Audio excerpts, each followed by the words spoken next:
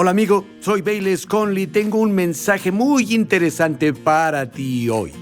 Había algo llamado el Arca del Pacto en el Antiguo Testamento. Era una caja de oro y dentro tenía 3 cosas. Y esas 3 cosas dentro del Arca del Pacto era donde la presencia de Dios estaba, su gloria, Shekinah, en el Antiguo Testamento. Estas 3 cosas dentro del arca, escondidas, tienen mucho que ver con la vida de un creyente hoy. Averigüémoslo. Hola, soy Bayless Conley. En la vida, todos enfrentamos la incertidumbre, ya sean problemas financieros, valles relacionales, una crisis de salud o solo intentamos descubrir nuestro propósito. Algo es seguro, Dios te ve, Él te ama. No importa lo que estés enfrentando, Él tiene las respuestas. Si trajiste una Biblia, ábrela en Hebreos capítulo 9. Hebreos capítulo 9. Vamos a comenzar en el versículo 3 y leeremos sobre el tabernáculo de Moisés que fue erigido en el desierto después de que los israelitas hicieran su éxodo de la tierra de Egipto. Hebreos 9, versículo 3. Tras el segundo velo estaba la parte del tabernáculo llamada el lugar santísimo, el cual tenía un incensario de oro y el arca del pacto cubierta de oro por todas partes, en la que estaba una urna de oro que contenía el maná, la vara de Aarón que reverdeció y las tablas del pacto, y sobre ella los querubines de gloria que cubrían el propiciatorio. Habían hecho este tabernáculo, después fue incorporado a un templo en Jerusalén, pero en este tabernáculo tenían un lugar santo donde había ciertas cosas, luego un velo, una gran cortina. Detrás de ella estaba el arca de la alianza. Era básicamente una caja recubierta por dentro y por fuera de oro, tal vez de 1 metro de largo, 70 centímetros de alto, 70 centímetros de ancho. Encima de ella había 2 ángeles con sus alas tocándose y miraban a la tapa de esta cosa hecha de oro puro y se llamaba el propiciatorio. Y los sumos sacerdotes solo podían entrar una vez al año detrás de la cortina para ofrecer un sacrificio, la sangre de un animal para cubrir sus pecados y los del pueblo, una persona una vez al año. Fue significativo porque sobre este propiciatorio que los ángeles, esos 2 ángeles de oro veían, se decía que la gloria de Dios lo cubría. Literalmente la presencia de Dios en el Antiguo Testamento, su gloria Shekinah descansaba sobre esta arca del pacto. Esta arca era una portadora de la presencia de Dios. Curiosamente, cuando Cristo murió en la cruz, hubo un gran terremoto y el velo del templo se rasgó de arriba a abajo. Tenía 9 metros de alto y 10 metros de ancho. Fue rasgado de arriba a abajo por manos invisibles, simbolizando que Dios ya no estaba separado de la gente. Ahora no solo el sumo sacerdote entraría una vez al año, todos tenían acceso a Dios. El arca ya no sería portadora de su presencia. ¿Qué es volverse el portador de la presencia de Dios después de la muerte y resurrección de Jesús? Las Escrituras son claras. 1 Corintios 3:16 hace la pregunta: ¿no saben que son templo de Dios y que el Espíritu de Dios mora en ustedes? 1 Corintios 6:19, ¿o ignoran que su cuerpo es templo del Espíritu Santo, el cual está en ustedes, el cual tiene de Dios y no son de ustedes? De nuevo, 2 Corintios 6:16. ¿Y qué acuerdo hay entre el templo de Dios y los ídolos? Porque ustedes son el templo del Dios viviente, como Dios dijo: habitaré entre ellos y andaré entre ellos, y seré su Dios y ellos serán mi pueblo. Ahora somos su templo, ahora somos su tabernáculo, ahora somos portadores de su presencia. Mirando hacia atrás a ese tabernáculo del Antiguo Testamento, había 3 cosas Dentro del arca, esa caja de oro que tenía el propiciatorio y lo que llevaba a la presencia de Dios, tenía tres cosas que Dios muy específicamente le dijo a Moisés que pusiera adentro: una vasija llena de maná, la vara de Aarón que reverdeció, y las tablas de piedra tenían una copia de los 10 mandamientos inscrita sobre ellas. Y cada uno apuntaba a verdades que son extremadamente relevantes para nosotros. Hay una razón por la que Dios hizo que Moisés pusiera estas tres cosas dentro de esa caja que lleva su presencia. Son símbolos, son lecciones que cada generación necesita saber. Hablaremos de ellas una por una. En primer lugar estaba el maná. Esta jarra o vasija que tenía maná. Leemos sobre esto en Éxodo 16. Por cierto, en caso de que no sepas qué era el maná, cuando Israel salió de la tierra de Egipto, atravesó un desierto seco, no tenían comida, no hay tiendas para comprar comida, y Dios proveyó para ellos. Cada mañana salían y había pan, algo como pan en la tierra, y recogían lo suficiente para el día, y lo llamaron maná. Fue la provisión sobrenatural de Dios que lo sostuvo en el desierto. En Éxodo 16 leemos eso a partir del versículo 31. Pongan atención. Dice: y la casa de Israel lo llamó maná, y era como semilla de cilantro blanco, y su sabor como de hojuelas con miel. Y dijo Moisés: esto es lo que el Señor ha mandado, llenen un gomer de él. Es una jarra como de 2 litros, llenen un gomer de él, y guárdenlo para sus descendientes, a fin de que vean el pan que yo les di a comer en el desierto cuando los saqué de la tierra de Egipto. Y dijo Moisés a Aarón: toma una vasija y pon en ella un gomer de maná, y ponlo delante del Señor para que sea guardado para sus descendientes. Y como Jehová lo mandó a Moisés, Aarón lo puso delante del testimonio para guardarlo. Así comieron los hijos de Israel maná 40 años, hasta que llegaron a tierra habitada. Maná comieron hasta que llegaron a los límites de la tierra de Canaán. Noten que Dios dijo: cuando los saqué, les di de comer. Cuando Dios guió, Él proveyó. Cuando siguieron su guía, Él cubrió sus necesidades.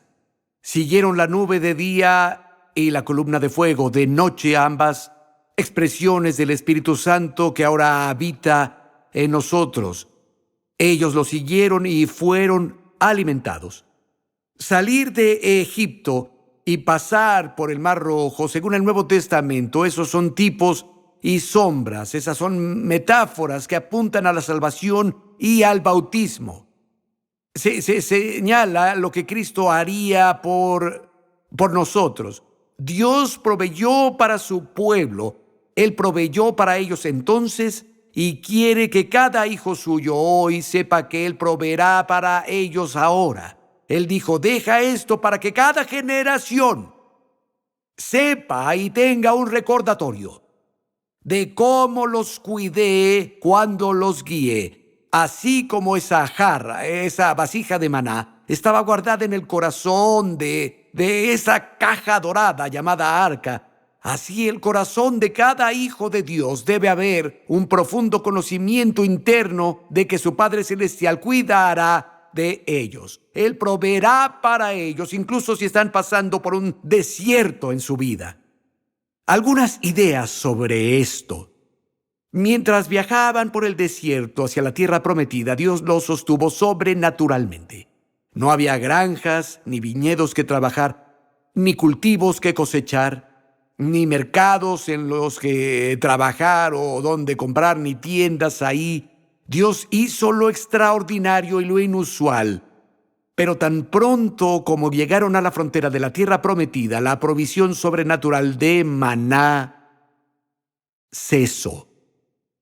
Cuando entraron en la tierra prometida, tuvieron que trabajar en granjas, viñedos y olivares. Tuvieron que abrir mercados, trabajar en ellos y atender tiendas. A partir de ahí, Dios empezó a bendecir el trabajo de sus manos, pero tenían que trabajar.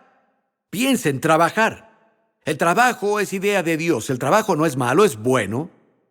Alguien dirá, pero ¿no dijo Jesús que no te preocupes porque tu Padre Celestial incluso alimenta a las aves? Sí, Jesús dijo eso, y es verdad, Dios alimenta a las aves, pero no arroja semillas ni gusanos en sus nidos.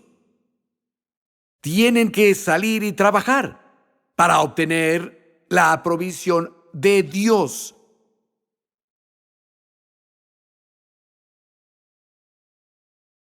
Entonces, la vasija de maná nos recuerda la provisión de Dios. Básicamente lo hace de tres formas. A través del trabajo, nuestro trabajo, de la sabiduría y de las ventanas. Él bendecirá nuestro trabajo, Él nos dará favor, Él nos prosperará a través del trabajo. Y luego nos dará sabiduría. Me gusta una traducción que dice que Dios nos da conocimiento de inventos ingeniosos. Dios puede darte 1,000,000 de formas de crear ingresos financieros y traer bendiciones a tu vida. A Dios no le falta sabiduría, amigo. Alguien, creo que en la década de 1940, quiso cerrar las oficinas de patentes. Todo lo que hay que inventar ya está inventado. No lo creo. Dios te dará sabiduría si lo buscas. El libro de Santiago dice, si te falta sabiduría, pídela y Dios te la dará en abundancia y sin reproche.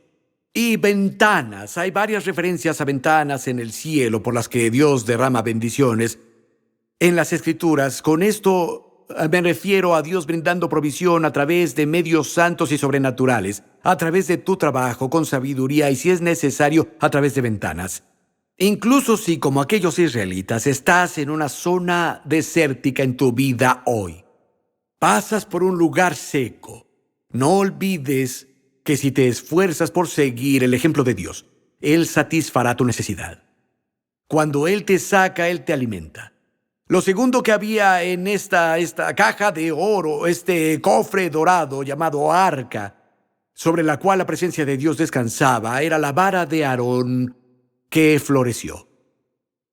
La historia de esto comienza en el Antiguo Testamento. Había mucha rebelión en el campamento. Algunos hombres muy influyentes habían sembrado semillas de discordia y disensión sobre el liderazgo de Moisés y Aarón.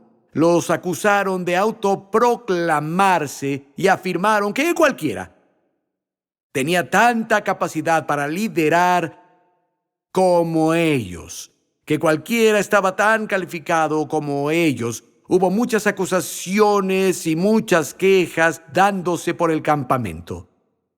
Con la dirección de Dios, Moisés pidió a un líder de cada tribu que le presentara una vara o un bastón y que grabara su nombre en ella. Leemos la historia, Números 17, versículo 6.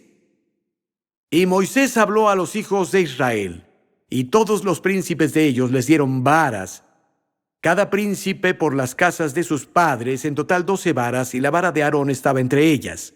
Y Moisés puso las varas delante del Señor en el tabernáculo del testimonio. Y aconteció que el día siguiente vino Moisés al tabernáculo del testimonio, y he aquí que la vara de Aarón, de la casa de Leví, había reverdecido y echado flores y arrojado renuevos y producido almendras. Entonces sacó Moisés todas las varas de delante del Señor a todos los hijos de Israel, y ellos lo vieron y tomaron cada uno su vara.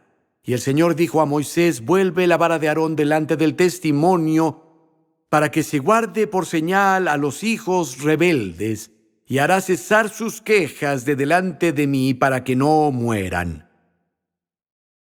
Una vara representa autoridad. Dios nombra líderes espirituales en su casa. Él nos los da y les da autoridad. El corazón de Dios hoy es tal como era entonces. Él no quiere que las personas murmuren, se quejen y desprecien a aquellos que ha ordenado, porque hacerlo es provocar problemas. ¿Notaron la motivación de Dios? Que esto sea una señal que les impedirá quejarse para que no mueran. Se traerán problemas a sí mismos.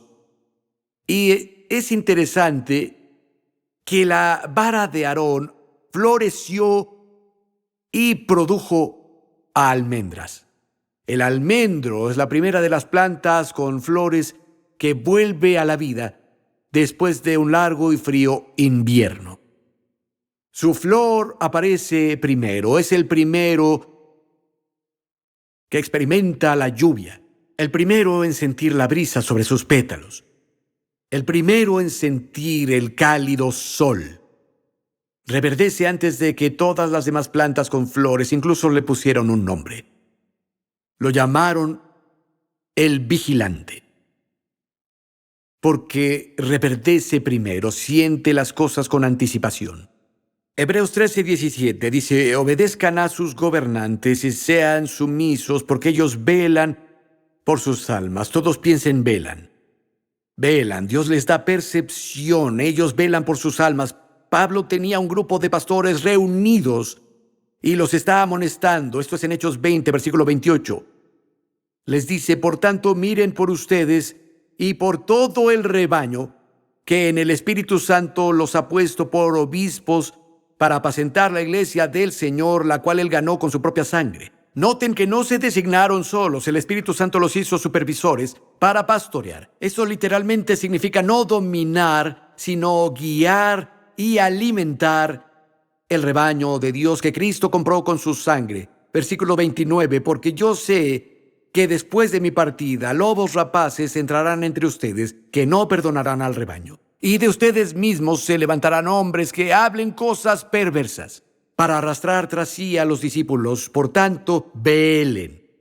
Acuérdense que por 3 años no he cesado de amonestar a cada uno de día y de noche con lágrimas. Un verdadero pastor tiene olfato para los lobos. Dios los ha designado para velar. No hablo de un tipo de liderazgo dictatorial de mano dura, pero existe el hecho ineludible de que Dios nombra líderes en su iglesia y les da perspicacia y supervisión para guiar al rebaño.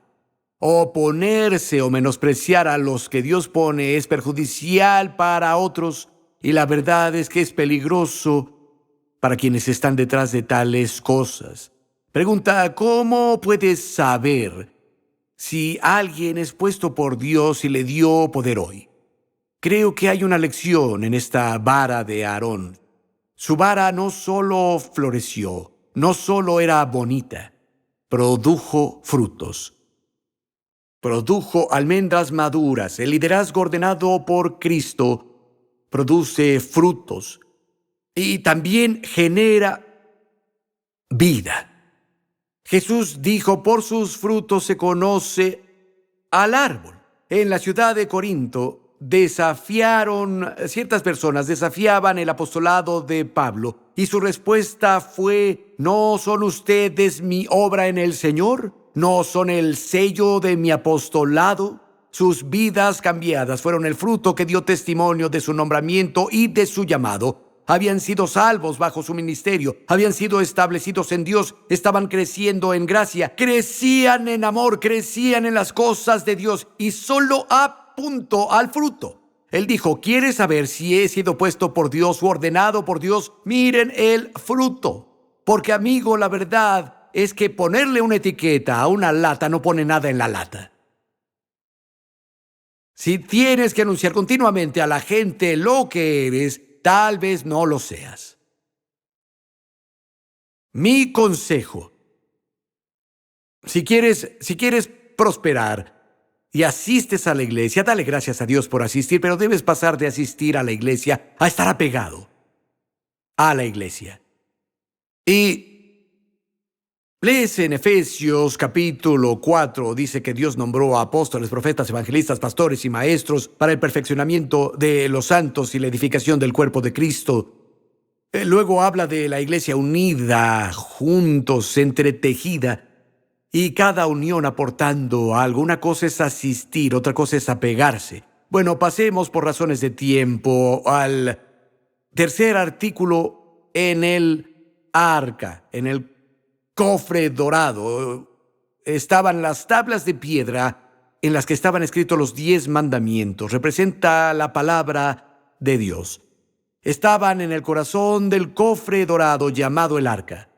Y la palabra de Dios necesita estar en el corazón de cada creyente si quiere florecer en las cosas de Dios. Y podríamos decir mucho sobre esto, y de hecho es uno de mis temas favoritos. Pero lo voy a limitar a 3 cosas. Pablo lo resumió muy bien en 1 de Timoteo 1:5. Él dijo, el propósito de este mandamiento es el amor nacido del corazón limpio y buena conciencia y de fe no fingida. Escuchen, el propósito del mandamiento, otras traducciones dicen, el objetivo de mi instrucción, el propósito de que les enseñe la palabra de Dios y el propósito del mandamiento es triple. Primero es amor de corazón puro.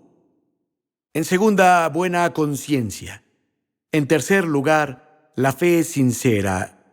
La palabra de Dios, cuando entra en nuestro corazón, su objetivo final es afectarme de 3 formas. Afecta estas 3 cosas en cómo las vivo yo. Número 1, afecta mi relación con Dios. Afecta cómo lo veo y cómo lo vivo. Número 2, afecta mi relación conmigo mismo. Cómo la veo y cómo la vivo. Número 3, afecta mi relación con los otros. Cómo la veo y cómo la vivo. El propósito del mandamiento, el propósito de la enseñanza de Dios, primero dijo la fe sincera. Se trata de mi relación con Dios, cómo la veo y cómo la vivo. La Biblia dice, sin fe es imposible agradar a Dios. No es duro, no es difícil, es imposible. Caminamos con Dios por fe. Esta es una relación de fe. La fe define mi relación con mi Creador invisible. No se trata solo de ejercer algún principio, se trata de confiar en una persona. Ahora, lo segundo que hace es que me ayuda a entender mi relación conmigo mismo y cómo la vivo. Esto tiene que ver con tener una buena conciencia. Ese es el propósito del mandamiento, el propósito de enseñar la palabra de Dios. Es mi relación con Dios y me ayuda a entender mi relación conmigo mismo. La conciencia es la voz de tu espíritu. Cuando tu espíritu nace de nuevo y se refuerza con la palabra de Dios, tu conciencia es una guía segura. Cuando la verdad de la palabra de Dios entra en mi corazón, tengo pautas claras por las cuales vivir y mientras me mantenga dentro de esas pautas, mi conciencia está tranquila. Me refiero a cosas que solía hacer repetida y públicamente. Nunca lo pensé 2 veces, no puedo hacer eso ahora. ¿Por qué? Por mi conciencia. Por la palabra de Dios que permanece en mi corazón. Ha afectado mi relación conmigo mismo. El apóstol Pablo, en Hechos 23:1, dijo, he vivido con toda buena conciencia delante de Dios hasta hoy. Hechos 24:16, yo mismo me esfuerzo siempre por tener una conciencia sin ofensa hacia Dios y hacia los hombres. Luego, el tercer propósito, el tercer resultado de la palabra de Dios predicada, del mandamiento morando en nuestro corazón, me ayuda a entender y expresar mi relación con otros, que es amor de corazón puro. El amor, cuando se expresa, suele manifestarse de 2 formas, perdonando y dando. Puede subcategorizar eso 1000 veces, obviamente, pero usa esos 2 como títulos. Cuando el amor de Dios en nosotros se expresa hacia los otros, el amor de un corazón puro generalmente entra en la categoría de perdón o generosidad. Cuando me dan cosas que no quiero de otros, heridas, insultos y crueldad, el amor de Dios en mí me obliga a responder con perdón. Así como cuando me dan cosas que yo no quiero, el amor me obliga a darles a otros cosas que sí quiero. como mi asiento preferido. Halagos, ánimos, favores y recursos materiales. El amor de Dios nos obliga, cuando nos dan cosas que no queremos, a responder con perdón y a dar cosas que sí queremos, e incluso a dar esas cosas con sacrificio. ¿Por qué? Porque la palabra de Dios me hace ver a los demás como valiosos y preciados. Ese amor en nosotros, cuando es reforzado, lo refuerza la palabra de Dios, hará que demos incluso con sacrificio para que otros sean bendecidos. Tengo un amigo que hizo una gran carrera en la industria de la música. Se hizo muy famoso. Él conoció a Cristo y estaba con él y le pregunté, ¿cómo exactamente fuiste salvo? Él dijo, bueno, la verdad es que mi esposa fue salva y aprendió la palabra de Dios. Ella me amó hasta entrar en el reino de Dios. Él dijo, yo era la misma persona egoísta e irritable que siempre había sido. Y ella comenzó a amarme con un amor extravagante y sacrificado y dijo, sabía que Jesús tenía que ser real porque ella nunca había sido así, jamás. Él dijo, ella literalmente me amó hasta entrar en el reino de Dios. Al poco tiempo fui salvo y también leía la Biblia. En el tabernáculo del Antiguo Testamento, en el cofre del pacto, sobre el cual la presencia de Dios mora, están estas tres cosas. Maná nos recuerda que nuestro Padre nos proveerá continuamente, no importa en qué tipo de época estés, no importa en qué etapa de la vida estés, Dios cuidará de tus hijos. Lo segundo que había ahí era la vara que floreció. Dios ordena el liderazgo y siempre produce vida, siempre produce fruto. Lo tercero que había ahí eran las tablas de piedra, los 10 mandamientos. Su palabra necesita morar en nuestros corazones. Si queremos prosperar como creyentes y ser eficaces al llevar la presencia de Dios a un mundo perdido y moribundo, necesitamos tener la palabra morando en nuestros corazones. Espero que te animara el mensaje de hoy. Siempre es mi intención tratar de darles a las personas algo práctico que puedan aplicar a sus vidas. Espero que hayas encontrado cosas prácticas, cosas que fortalezcan tu fe, que te serán útiles para tu vida. ¿Sabes? Además de mi relación con mi esposa, tengo que confiarte algo. De hecho, he tenido una aventura. Llevo casi 48 años teniendo esta aventura, y es con el libro de Dios, la Biblia. Me alimento de ella, me fortalece, me siento alentado. A mi esposa no le importa que tenga una amante llamada la Biblia. Ella también tiene una aventura con el libro de Dios.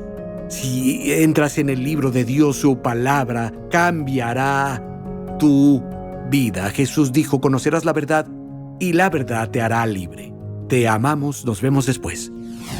Agradecemos a los amigos y donadores que hacen posible este programa. Para más información e inspiración, visita bailesconley.com.